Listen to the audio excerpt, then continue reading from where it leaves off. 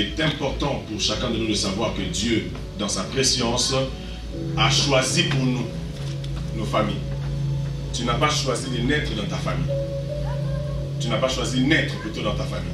Mais Dieu l'a voulu pour toi. Amen.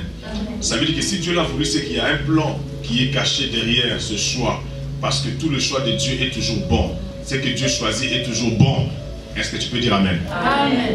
J'ai vu des gens se plaindre de leur famille. J'ai vu des gens regretter d'être nés dans une famille. Moi, j'avais étudié dans une école où c'était une école de riches. Hein, j'ai même vu des amis qui plutôt, quand on remettait les bulletins, des trucs comme ça là, ils refusaient de reconnaître leurs parents. Ils disaient que mais franchement, lui aussi cet oncle là, pourquoi est-ce qu'il est venu ici? Son propre père, il le qualifie d'oncle. Pourquoi? Parce que son père, voilà, vous comprenez pas la suite. Et j'ai dit, un jour quand je grandissais, j'ai dit à un ami que j'ai reconnu après, j'ai dit mais qu'est-ce qui te poussait à ne pas reconnaître ton père? Il dit mais tu vois à l'époque, voilà, hein, à l'époque tout le monde, voilà, les parents étaient, mais moi mon père, j'avais honte de reconnaître qu'il était mon père. J'ai dit mais tu sais que c'est une malédiction. C'est une grande malédiction parce qu'il ne t'a rien fait. Il n'y a rien du tout. Aujourd'hui, ce n'est pas toi qui l'as choisi comme père, mais c'est Dieu qui l'a choisi pour toi. Et c'est qu'il y a quelque chose de lui, de bien, n'est-ce pas, qui se trouve en lui, que toi tu peux hériter. Mais il est vrai que ce n'est pas toujours évident pour des familles, n'est-ce pas, de reconnaître et d'avoir la joie d'appartenir à une famille. Bon, soit, qu'est-ce que moi je veux dire ce matin? C'est que nous allons voir ensemble trois choses, trois enfants de Jacob.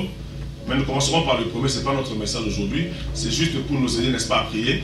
Nous allons voir le premier fils de Jacob aujourd'hui, et je crois que le mois prochain, comme il y aura encore un culte spécial famille, et le mois d'après, nous verrons les deux autres fils de Jacob. Nous allons commencer par Judas, et nous verrons Siméon, et après nous clôturerons par Joseph. Parce que vous allez voir que Jacob avait ses trois fils, ses trois enfants étaient très prophétiques. Judas, Siméon et Joseph. Dans la plupart des cas, tout le monde me suit? Amen. Ça va? Amen. Dans la plupart des cas, nous parlons toujours de Joseph. Nous aimons bien parler de Joseph. Moi, je suis Joseph de ma famille. Je suis Joseph de ma famille. Je suis Joseph de ma famille. Joseph de ma famille. Mais nous oublions que dans la famille de Jacob, il n'y avait pas que Joseph. Il y avait Judas, il y avait Siméon. Alors nous allons voir que ces trois enfants avaient une destinée prophétique. Ces trois enfants avaient une mission, une charge importante, qui était lourde aux yeux même des hommes. Alors, quand on parle de Judas, Judas par définition veut tout simplement dire celui qui adore ou celui qui loue. Parce que l'adoration, plutôt la louange est rattachée à l'adoration.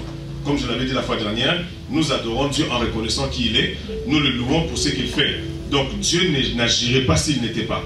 Il est, raison pour laquelle il agit. Amen. Amen. Donc, Judas, celui qui adore, celui qui loue. Et dans Genèse 49, lorsque Jacob, avant de mourir, Jacob prononçait des paroles sur ses fils. Je crois à partir du verset 8, 9, 10. Lorsqu'il était question de Judas, Jacob disait à son fils Judas, il dit, Judas, tu es un jeune lion. Il dit, le sceptre ne s'éloignera pas de toi jusqu'à ce que vienne de Shiloh et que tout le peuple l'obéisse ou l'adore. C'est-à-dire que Judas, prophétiquement, il avait reçu le bâton de la royauté. Et vous allez voir que la plupart des rois en Israël, je n'ai pas dit tous les rois en Israël, mais la plupart, parce que Saoul, le premier roi d'Israël, n'était pas de la tribu de Judas. Il était de la tribu de Benjamin. C'est pourquoi Dieu a voulu remettre les choses en ordre. Parce qu'il fallait que David, un descendant de la tribu de Judas, reprenne la position, la place du roi. Parce que la royauté appartenait ou revenait à la tribu, à la seule tribu de Judas. Et ici, lorsque Jacob parlait à son fils, il a confirmé réellement l'onction royale sur lui. Et lorsqu'on lit la Bible, le verset qu'on a lu ensemble avec pour le chapitre 37 de Genèse, on nous parle de ce qui s'est passé lors, n'est-ce pas, de la vente de Joseph. Ses frères ne l'aimaient pas. Parce que Joseph avait reçu des promesses de Dieu. Clairement. Et souvent, il leur rapportait ce qu'il avait dans ses visions. Il a dit un jour, je rêvais qu'il y avait des gerbes qui sont venues se poser devant la mienne. Après un jour, il disait à son père, j'ai rêvé, il y avait 11 étoiles qui étaient venues se poser devant moi. Il y avait aussi la lune et le soleil. Comme son père était un prophète avec un esprit très avancé, il a compris que le soleil et la lune, c'était lui ainsi que sa femme. Ah, il a gardé ça dans son cœur. il a gardé le souvenir de ce que son fils lui disait. Ça, c'est une très bonne nouvelle pour nous parce que nous, les humains, nous avons plus en souvenir, nous gardons plus en mémoire les mauvaises paroles des hommes. Mais nous avons du mal à retenir les bonnes paroles de Dieu. Or, nous devons apprendre à faire comme Marie. La parole déclare que lorsque Marie voyait tout ce que son fils faisait, la Bible dit quoi? Elle le repassait dans son cœur. Nous devons apprendre à repasser dans nos cœurs les bontés de Dieu. Mais Jérémie le dit, il dit quand je pense à ma misère, à l'absinthe et au poison, quand mon âme s'en souvient, elle est abattue au-dedans de moi. Tout ce que l'homme a en mémoire, qui est en contradiction avec la parole de Dieu, te troublera toujours. Parce que quand Dieu parle, il donne toujours la paix aux hommes. Même si la parole t'a blessé, t'a vexé, mais au final, cette parole te guérit. Amen. Amen, frère. Amen. Alors, lorsqu'ils ont vu leur frère venir, ils ont dit, voilà les faiseurs de songes. Nous allons les tuer. Comme ça, nous verrons ce que deviendront ces songes. Oh là là, j'ai maudit toutes les pensées des hommes qui croient qu'en te détruisant, qui croient qu'en te faisant du mal, qui croient qu'en parlant mal de toi, en te mettant des bâtons dans les roues, ils vont arrêter l'accomplissement des visions que Dieu a sur toi. Jamais de la vie. Parce qu'avant que Dieu ne parle, il doit s'arranger pour voir si réellement ce qui sortira de sa bouche s'accomplira ou pas. Et s'il parle, c'est que la bouche a déclaré, ça va l'accomplira certainement dans ta vie. Tu peux dire bien Amen. Amen. Alors, nous disons que Dieu est rentré dans le cœur de Judas. Judas a dit, mais non, si on tue notre frère, c'est notre sang. C'est pas bon. Vendons-le au moins. Il continuera à vivre certainement, mais loin de nous. C'est qui Judas? Judas, c'est l'image des membres de nos familles. Ça peut être nos familles biologiques, notre famille d'église, des gens qui ont le pouvoir et la capacité de faire quoi? D'introduire les gens dans leur destinée. C'est vrai, l'acte de Judas peut paraître anodin ou un mauvais acte. Mais alors que dans la spiritualité, Dieu ne conçoit pas les choses comme toi et moi. Si Judas n'était pas intervenu, on allait tuer Joseph. Mais il est intervenu parce que dans son esprit, il a fait réagir les prérogatives divines liées à la mission qui lui était confiée. Il regarde aussi à son nom. Parce que Dieu devait être adoré et loué, mais à travers l'accomplissement de tout ce qu'il a montré à Joseph. Alors, avant que l'adoration n'arrive, il fallait qu'il y ait un adorateur. Une personne qui a un esprit sensible, qui est flexible en esprit, qui sache comprendre les choses avant qu'elles n'arrivent. Alléluia, alléluia, alléluia. Alors cet homme a dit, vendons-le. Comme ça, il vivra loin de nous. Mais au moins, il sera en vie. Frère, nous avons besoin de ce genre de personnes dans nos familles. Nous avons besoin de ce genre de personnes dans notre église. Des gens dont les actions, les actes, ne détruisent pas l'œuvre, mais permettent aux hommes d'entrer, d'avoir accès à leur destinée prophétique. Oh, je prie ce matin que Dieu suscite de telles personnes au milieu de nous. Amen. Que Dieu les suscite dans nos familles. Vous allez voir dans une famille, peut-être que la personne n'a pas beaucoup d'argent, mais la personne a beaucoup de connexions. Elle peut te connecter à quelqu'un. Automatiquement, la personne est en relation avec toi. Mais quand tu l'as seulement connecté avec l'autre, automatiquement cette connexion apporte de nouveaux horizons, appelle de nouvelles vies et de nouvelles bonnes choses. Mais peut-être tu dis, ah, mais moi tu es toujours avec moi, je ne voyais rien. C'est normal parce que toi tu es dépositaire des connexions, tu as la puissance et le pouvoir de faire quoi? De connecter les gens, de leur donner la force de s'introduire dans leur destinée. Moi je crois que les mariages matrimoniaux, là ça peut exister, l'agence matrimoniale. Tu peux connaître un ami, tu le connectes tellement à quelqu'un, automatiquement ça engendre le mariage.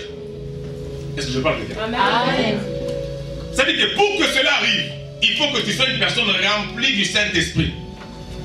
Parce que tu peux être Judas, mais un mauvais Judas pour ta famille. Parce que toi tu connectes mal les gens. Toi tu conseilles mal les gens. Parce que Judas, si Judas te prodigue un conseil, ce conseil t'introduira dans ta destinée. Amen. Mais lorsque tu es un mauvais Judas, les conseils que tu prodigueras à quelqu'un, ça peut avoir l'apparence d'être de bons conseils, mais au final ce sont des aiguillons sur lesquels la personne rejoindra. Pourquoi?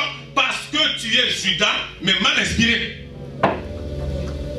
Ces gens existent dans nos familles. Ces gens existent dans nos églises. Des bons Judas et des mauvais Judas. Moi je pense que pour se marier, ce n'est pas toujours question que... Non, il y a beaucoup de choses mes frères. Moi, j'ai connecté un ami à quelqu'un. Voilà, ils sont mariés. Vous connaissez, non? Ils se sont mariés à moins de 6 mois. Parce que je suis Judas. J'ai la force de connecter les gens avec leur destin. J'ai la puissance et le pouvoir. J'ai Dieu en moi. J'ai la force de connecter une personne, de l'introduire dans sa destinée. À travers mes paroles, à travers mes idées, à travers mes conseils, à travers mes propositions. J'ai ce pouvoir-là en moi. Amen. Ne sois pas un mauvais Judas dans ton environnement. Toi, tous les conseils que tu prodigues aux gens ont toujours l'apparence d'être des bons conseils, mais au final, quand les gens suivent tes conseils, ils s'en trouvent toujours mal. Ils ne s'en sortent plus. Ils s'engouffrent. Ils rentrent dans un engrenage très compliqué. Pourquoi? Parce que tu n'as pas l'Esprit de Dieu avec toi. L'Église aussi a besoin de Judas. Des gens qui ne sont pas là pour critiquer, des gens qui sont là pour apporter de bons conseils, des gens qui sont là pour amener de bonnes idées, des gens qui sont là pour dire seulement, ah vraiment, on pourrait avoir un bus, on pourrait avoir une nouvelle salle, on pourrait avoir une nouvelle moquette. Non, quand ils disent quelque chose, ils commencent eux-mêmes d'abord par apporter la première pierre. C'est qui un Judas dans l'église? C'est une personne qui n'attend pas les autres, qui agit parce qu'elle se sait capable de faire quelque chose. Quand elle fait quelque chose, les gens arrivent à emboîter le pas. C'est très important, mes frères. Que Dieu nous délivre des mauvais Judas. Que Dieu nous délivre dans nos familles des mauvais Judas. Amen. Moi, j'ai vu de mauvais Judas dans les familles. Vous savez que dans nos familles, il y a aussi la haine. Partout, il y a des hommes, il y a les bons et les mauvais. C'est pourquoi moi, je dis aux gens, ne venez jamais à l'église avec l'espoir de trouver les bons ici. Non. L'église est une agglomération hétérogène. On a pris la chimie ici? Ou c'est la chimie, non? C'est quoi la différence de l'homogénéité? Ah, on a fait une réponse. Ce qui est hétérogène est différent de ce qui est c'est une réponse. L'église la fois dernière, nous avons chanté en zouk, nous avons chanté en reggae, en rumba. Nous avons dit que plus t'éduquer Dieu n'y a pas. Si tu ne veux pas que Dieu te résiste, Dieu n'a jamais dit qu'il résiste aux pécheurs. Non. Il n'a jamais dit qu'il résiste à ceux qui ne donnent pas. Bien que pas donner, c'est pas bon aussi. Mais il résiste aux orgueilleux. Parce qu'un orgueil ne veut pas céder les passages. Tu dois céder les passages, mon frère. Tu es bloqué au stop. Cède les passages. Transforme ton panneau stop en panneau céder les passages. Cède les passages. Dieu dit, passe-moi le passage. Laisse-moi passer. Laisse-moi. Dieu aime quand il est honoré. Dieu aime quand il est glorifié. Je n'ai jamais vu quelqu'un dans ce monde aimer la gloire comme notre Dieu. Pour lui, ce n'est pas un péché. Pour nous, c'est un péché. Parce que la gloire lui appartient. Amen. Il est celui qui fait ce qu'aucun homme n'est en mesure de faire. Il nous a créés sans nous. Donc, il mérite toute notre gloire. Il faut que dans ta vie, Dieu reste au sommet de sa gloire. C'est pourquoi tu dois apprendre à être Judas. Amen. Sois un Judas. Quand tu regardes le problème, la colère peut t'emporter. Mais à un moment, l'esprit de Judas revient. Tu te ressaisis. Parce que vous savez, les gens qui ont des destinées prophétiques comme ça, qui ont le pouvoir d'introduire les autres dans leur destinée, ils sont trop tentés. Vous verrez avec moi que Judas, quand il a grandi, il a une femme, il a eu des enfants. Son premier fils, c'était un homme méchant, Dieu l'a tué. Son deuxième s'appelait Onan. Et d'après leur coutume, il fallait qu'il prenne la femme de son grand frère. Mais comme il était aussi mauvais, il s'est arrangé pour qu'il n'engrosse pas la femme. Parce qu'il se disait dans son cœur que si je l'engrosse, l'enfant ne sera pas mien. Alors Dieu l'a tué. Et le troisième a grandi. Au lieu que Judas le donne à Tamar, ou plutôt donne Tamar à ce fils-là qui s'appelle Sheila, non. Il est resté comme ça. Alors un jour, la fille s'est transformée en prostituée. Et Judas la connaîtra. Et vous connaissez l'histoire, il y a eu un enfant. Parce qu'il n'a pas compris qu'il avait en lui le pouvoir d'introduire les gens dans leur destinée. Si tu n'accomplis pas bien ta mission, tu vas t'associer, tu vas te marier, tu vas faire affaire, entreprise avec une personne qui en réalité n'est rien du tout. Mais le simple fait seulement que tu as fait un mauvais choix fera que toi au final tu vas regretter, mais la personne s'en trouvera mieux que toi. Pourquoi? Parce que la personne a été connectée à une bonne source, mais la source ne s'est pas rendue compte qu'elle a connecté une mauvaise personne à son réseau. la personne va retirer tout ce que tu as de bien et toi tu vas pleurer. N'avez-vous jamais vu les gens se marier, après un moment, on se rend compte qu'il y a eu divorce, mais la personne qui est partie est dans la joie. Et l'autre personne commence à regretter. Ah, si je savais. Parce que quand on marche ensemble, soit l'un sera en retard par rapport à l'autre, ou vice versa. Et quand tu es Judas dans une église, tu dois savoir ceci, que tu connaîtras des problèmes, ça c'est sûr. Tu connaîtras des problèmes, des soucis. Mais si tu laisses ta partie humaine l'emporter sur ta partie spirituelle, mon ami, tu connaîtras les déshonneurs comme Judas. Parce que quand Judas est revenu, qu'est-ce qu'il a dit? Il dit, écoute, la femme là, puisqu'elle est enceinte de 3 mois, faites-la sortir, lapidez-la. Il a oublié qu'il a laissé son cordon, son bâton et son cachet. La femme a dit, d'accord, je reconnais avoir péché, mais avant de me lapider, la personne à qui appartient ce bâton, ces cordons, ces cachets, c'est avec elle, cette personne-là, que je t'ai sorti. Et Judas se rend compte que c'est son bâton, son cordon, il dit, oh malheur à moi. Tu comprends un peu? Dans la vie, lorsqu'on a la grâce d'être un Judas, et qu'on ne sait pas assumer ses responsabilités, ces fonctions-là, cette fonction-là plutôt, c'est très compliqué pour toi. La vie ne sera jamais heureuse. Tu ne connaîtras que les déshonneurs dans tout ce que tu entreprendras, que ce soit à l'église, que ce soit à l'extérieur. Tu ne me dis pas Amen. Amen. Tu es Judas. Nous tous enfants de Dieu, nous sommes Judas, nous sommes Siméon, nous sommes en même temps Joseph. On n'est pas que de Joseph. Tu es Judas, c'est lui qui ramène la royauté dans sa famille. Alléluia. Amen. Vous allez voir dans les familles, il y a des gens, ils ont eu l'argent. Ils ont fait étudier tous les enfants de la famille. Mais au final, ils sont restés pauvres. Parce qu'ils sont victimes de l'ingratitude. Du manque de reconnaissance. Ce n'est pas grave. Remets ton sort à l'Éternel. Dieu sait comment il va te récompenser. Parce que c'est toi qui introduis les gens dans leur destinée. Ne te plains pas si celui que tu as aidé réussit mieux que toi.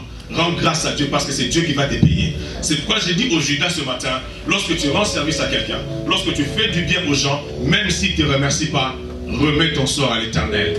Puisque Dieu n'a pas prévu que les gens à qui tu fasses du bien puissent te faire du bien en retour. Dieu a prévu seulement que tu sois béni lorsque tu respecteras scrupuleusement la fonction qui t'incombe. Et Dieu lui-même s'occupera de toi. Même à l'église. Je vais terminer. Parmi les disciples de Jésus, le premier que Jésus a choisi s'appelle André.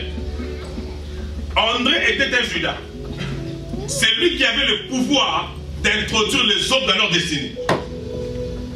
Quand Jésus l'a appelé, qu'est-ce qu'il a fait? Il est parti appeler son frère, Simon.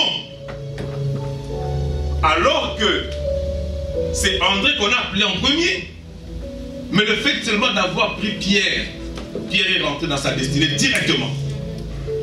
Que Dieu suscite des Judas parmi nous. Amen.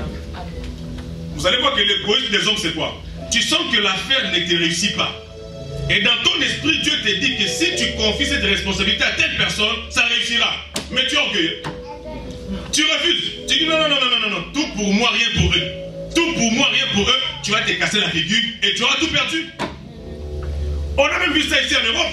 Tu vois, il y a un travail, ça ne te réussit pas. Tu sens que si je pistonne mon frère ici, non, si je le pistonne, il va réussir. Pistonne-le. Dieu sait comment il va te récompenser, mon frère. Amen. Demeure Judas, demeure Judas, demeure Judas, demeure Judas. Fais du bien aux gens. Connecte-le avec leur destinée. Et le Seigneur saura combien te récompenser, mon frère. Quelqu'un me comprend jusque là? Amen. Sois Judas. Et le Seigneur sera avec toi.